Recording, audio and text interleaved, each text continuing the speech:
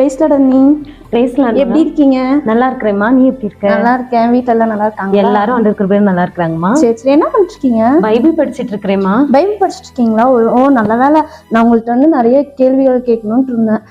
என்ன கேள்விமா? கேளுமா. First question, ஆசீர்வாதம்னா என்ன? ஆசீர்வாதம் வந்துட்டு நிறைய சொல்றாங்க, அதை வந்து நம்ம எப்படி தக்க வச்சுக்கணும் அந்த ஆசீர்வாதத்தை?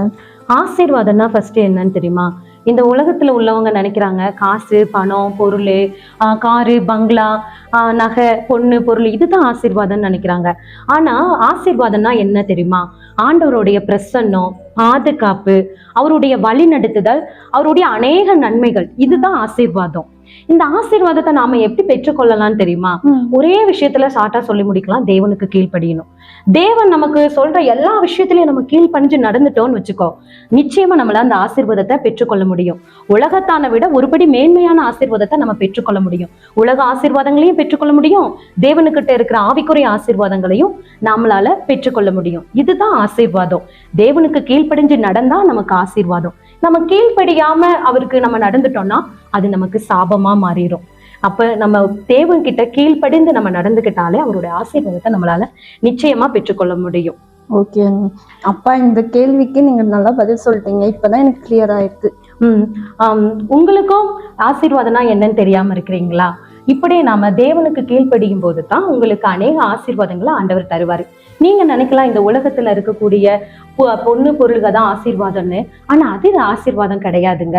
உண்மையான ஆசீர்வாதம் கடவுள் கிட்ட இருந்து வரணும். மனிதன் கிட்ட இருந்து வர்ற ஆசீர்வாதம் உங்க வாழ்க்கையில நிலைக்காது. அது உங்க வாழ்க்கைக்கு அது பயனுள்ளதா இருக்காது. அது எப்படி போகணும் உங்களால அறிஞ்சு கொள்ள முடியாது. ஆனா கடவுள் ஒரு மனுஷனை ஆசீர்வதிக்க நினைச்சிட்டாருன்னா அந்த ஆசீர்வாதம் பெஸ்டா இருக்கும். அந்த ஆசீர்வாதம் நன்மையான காரியங்களா இருக்கும். நீங்க மட்டும் தேவனுக்கு கீழ்ப்படிந்து அவருக்கு பிடிக்காத காரியங்களை விட்டு அவருக்கு சித்தமான காரியத்தை மட்டும் உங்க வாழ்க்கையில செஞ்சீங்கன்னா நிச்சயமா ஆசீர்வாதத்தை உங்களால பெற்றுக்கொள்ள முடியும். அந்த ஆசீர்வாதம் உங்களை பரலோக ராஜ்யத்துக்கு வழி நடத்தும். அடுத்த கேள்வி அண்ணி, இந்த கிருபன்றாங்கல்ல, அது வந்து அந்த கிருபைல என்ன இருக்குது அண்ணி? எல்லாம் சொல்றாங்க இல்லையா, அது எனக்கு புரியல. அதை பத்தி சொல்லுங்களேன். கிருபைன்னா என்னன்னு தெரியுமா மகன்? கிருபை அப்படின்னா தகுதியே இல்லாத ஒருத்தருக்கு கொடுக்கக்கூடிய ஒரு கிஃப்ட் தான் கிருபை. அதைத்தான் வந்து ஆண்டவர் நமக்கு கொடுத்திருக்காரு. ஏன்னா நம்ம வந்து உலகத்துல பாவியா இருக்கும்போது அவர் சிலுவையில மரிச்சாரு. பாவியா ஒரு நல்லவனுக்காக ஒருவேளை ஒருத்தன் மரிக்கலாம். ஆனா பாவியா இருக்கிற நமக்காக அவர் ஏன் மரிக்கணும்? அதுதான் கிருபை. நம்ம வந்து அவர் நமக்காக மரிக்கிறதுக்கு நம்ம தகுதியே இல்லாத ஒருத்தங்க, அந்த தகுதியை அவர் ஏற்படுத்துறதுக்காக தான் சிலுவையில அவர் மரிச்சாரு. அவர் சிலுவையில மரிச்சு தகுதியே இல்லாத நமக்கு அந்த அவர்கிட்ட போற அந்த தகுதியை நமக்கு கொடுத்திருக்காரு. உதாரணமா சொல்லலாம், ஸ்கூல்ல எல்லாம் இப்ப ஒரு பையன் 35 மார்க் எடுத்து பாஸ் பண்ணணும் அப்படின்னு இருக்குது. ஆனா அவனுக்கு ஒரு 34.5 மார்க் தான் இருக்கு. ஒரு 1/2 மார்க் போடணும்னு வச்சுக்கோ, அவனுக்கு முடியாது. அப்ப அந்த டீச்சர்ஸ் பார்த்து ஒரு கிரேஸ் மார்க் போடுவாங்க. அந்த 1/2 மார்க் அவனுக்கு மார்க்கே போட இடம் இருக்காது. ஆனாலும் ஏதோ ஒரு இதை பார்த்து அவன்கிட்ட ஏதோ ஒரு விஷயம் அந்த தாள்ல இருக்கும், அதை பார்த்துட்டு அதுல ஒரு 1/2 மார்க் போட்டு அவனை பாஸ் பண்ணி விடுவாங்க. இது போலதான் நாம் அநேக பாவங்கள் செய்யறோம். ஆனா அந்த பாவத்துல ஏதோ ஒரு நன்மை நம்ம செஞ்சிருப்போம். அந்த நன்மையை அவர் பார்த்துதான், தகுதியே நமக்கு இல்லை, ஆனா தகுதி இல்லாத நம்ம அவர் தகுதிப்படுத்துறதுக்கு பேரு தான் கிருபை. உங்களுக்கும் நான் சொல்றேன், கிருபைனா என்னன்னு தெரியுமா? தகுதியே இல்லாத ஒருத்தங்களை தகுதிப்படுத்துறதுக்கு பேரு தான் கிருபை. ஒரு மனுஷன் என்ன பண்ணுவான், ஒரு கம்பெனிக்கு நம்ம வேலைக்கு போனோம்னா அங்க திறமை உள்ளவங்களை மட்டும்தான் அவன் பயன்படுத்துவான், திறமை இல்லாதவங்களை தூக்கி போட்டுருவாங்க. ஆனா ஆண்டவராக இயேசு கிறிஸ்து அப்படி கிடையாது. திறமை எவன்கிட்ட இல்லையோ அவங்கள மட்டும்தான் அந்த இடத்துல தூக்கி பயன்படுத்துறவரா இருக்கிறாரு. அதனால கிருபை அப்படிங்கிறது ஆண்டவர் கொடுக்கக்கூடிய இன்னொரு கிஃப்ட். இந்த கிஃப்ட் நம்மள நிச்சயமா ஆசீர்வதிக்கும். இது தகுதியே இல்லாத ஒருத்தங்களை தகுதியான ஒரு உயரமான இடத்துக்கு கொண்டு போறதுதான் கிருபை.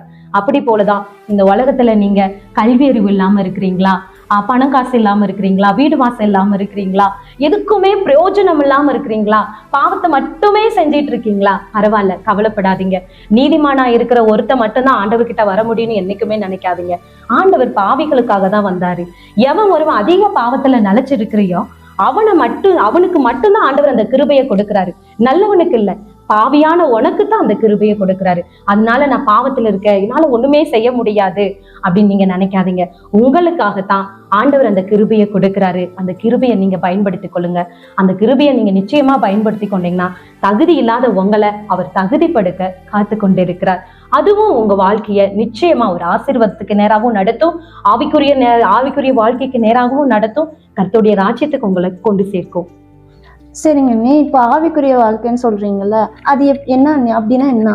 அது வந்து எல்லா கிறிஸ்தவர்கள்ட்டையும் அந்த ஆவிக்குரிய காரியம் இருக்குதுங்களா அண்ணி? இருக்குதுமா, அநேகர்கிட்ட இருக்குது. சிலர் ஆவிக்குரிய வாழ்க்கையில வாழ்ந்துட்டு இருந்தாலும் நிறைய பிரச்சனைகளும் இருக்குது. இல்ல, முதல்ல ஆவிக்குரிய வாழ்க்கைனா என்ன தெரியுமா? ஆவிக்குரிய வாழ்க்கைன்னா 3 விஷயம் தான். 1, ஜெபம், தேவனோடு நம்ம பேசுறது. 2வது வேத வாசிப்பு, அவர் நம்ம கிட்ட பேசுறது. 3வது நம்ம கரெக்டான டைமுக்கு அவருடைய சமூகத்துல நாம போய் உட்காருது. இந்த 3 விஷயங்களையும் நம்ம சரியா கடைபிடிச்சுக்கிட்டோம்னு வச்சுக்கோ, இது நம்ம ஆவிக்குரிய வாழ்க்கைக்கு ஒரு பிரயோஜனமான ஒண்ணா இருக்கும். இந்த ஆவிக்குரிய வாழ்க்கையில நம்ம சரியா இருந்தோம்னா அநேக ஆசீர்வாதங்களை நம்ம பெற்றுக்கொள்ளலாம். ஏன்னா ஒரு மனுஷன் பழைய மனுஷனை கலந்து புது சிருஷ்டி ஆக்கப்படுறான். அப்ப பழைய மனுஷனை கலைந்து புது சிருஷ்டி ஆக்கப்படுறாங்க அவன் கிட்ட அந்த ஆவிக்குரிய முதிர்ச்சி இருக்கும்போது அவனுடைய பழைய ஸ்பாவம் எல்லாம் மறைஞ்சு போயிடும். ஒருவேளை ஒருத்தன் கோபப்படுறவனா இருப்பான், அந்த கோபம் அவங்களுக்குள்ள மாறும். கொலை செய்யறவனா இருப்பான், அந்த பாவம் அவனை விட்டு நீங்கும். இனிமே நம்ம அந்த தவறை செய்யக்கூடாதுன்ற அந்த உணர்வு வரும். ஒருத்தன் பண ஆசை பிடித்தவனா இருப்பான், அவனுக்கு ஆண்டவர் நல்ல குணங்களை கொடுப்பாரு. அந்த ஆசையில இருந்து வெளியே கொண்டு வாரு, இச்சையிலிருந்து வெளியில கொண்டு வருவாரு, பொய் பேசுறதுல இருந்து வெளியே கொண்டு வருவாரு. இப்படி அவனுடைய பழைய ஸ்பாவங்களை எல்லாம், அவனுடைய ஜென்ம ஸ்பாவத்துக்குள்ள அத்தனை காரியங்களையும் மாற்றி அவனை ஆவிக்குரிய ரீதிக்கு கொண்டு வருவாரு.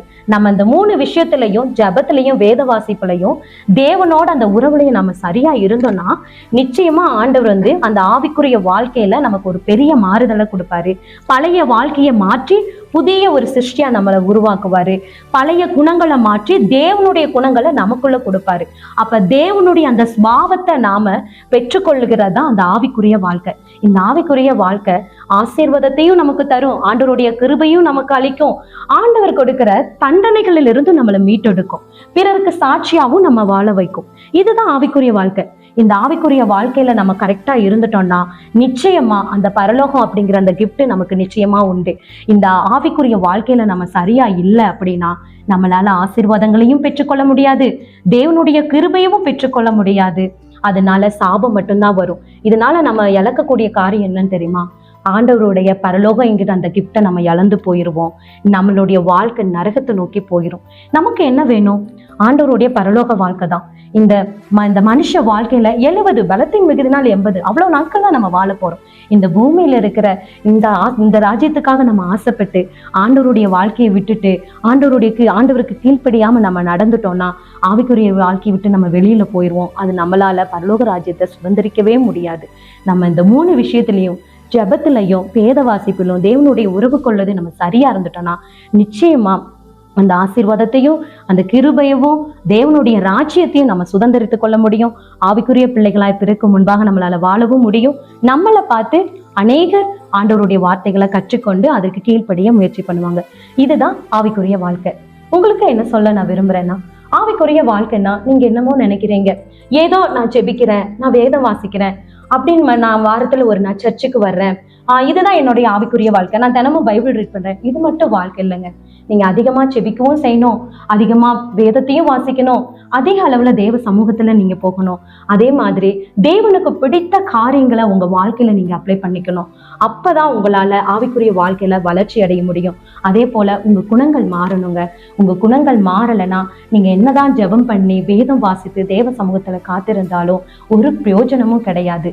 அன்பு உனக்கு இராவிட்டால் ஒன்றுமே இல்லைன்னு ஆண்டவர் சொல்றாரு. எல்லாத்தையும் சரியா பண்ற நீங்க ஒரு சின்ன தவறு செஞ்சுட்டீங்கன்னா அது உங்க ஆவிக்குரிய வாழ்க்கைக்கு ஒரு கேள்விக்குறியா அமைஞ்சிடும்.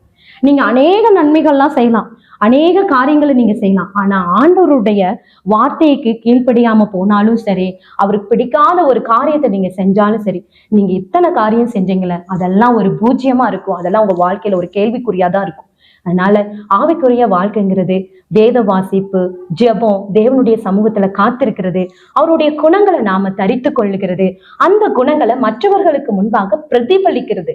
இதுதாங்க ஆவிக்குரிய வாழ்க்கை. இந்த வாழ்க்கையை நீங்க பெற்றுக்கொண்டீங்கன்னா நிச்சயமா பரலோகம் என்கின்ற அந்த ஆசீர்வாதத்தை கர்த்தர் உங்களுக்கு தருவாரு.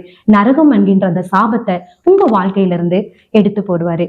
இந்த வார்த்தை உங்களுக்கு பிடிச்சிருந்தா நீங்க எனக்கு கமெண்ட் பண்ணுங்க. இதுல ஏதாவது குற்றம் குறைகள் இருந்தாலும் சரி, இல்ல உங்களுக்கு ஏதோ டவுட் இருந்தாலும் சரி, அதை அடுத்த இதுல நீங்க எனக்கு கமெண்ட் பண்ணுங்க. அதுக்கான காரியங்களை நான் உங்களுக்கு சொல்ல ஆயத்தமா இருக்கிறேன். God bless you.